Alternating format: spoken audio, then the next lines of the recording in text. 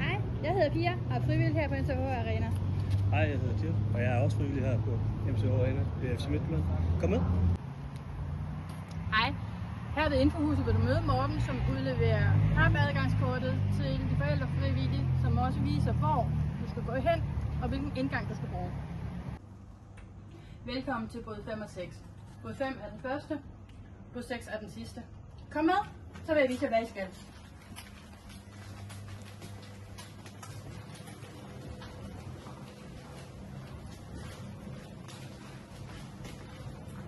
Som forældrefrivillige vil I have opgaver som at varme brød, vælge pølser, samt I skal udlevere de bestillinger, der kommer fra kassen af.